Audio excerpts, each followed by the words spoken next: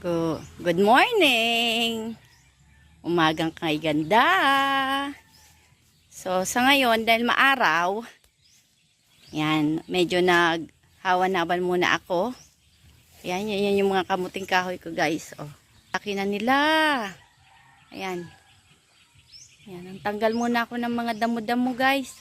Kahit kaunti. Yan. So, ito yung guys yung sinasabi na kapag may itinanim, may anihin. Yan, mga kamuting kahoy ko yan, guys. Yan.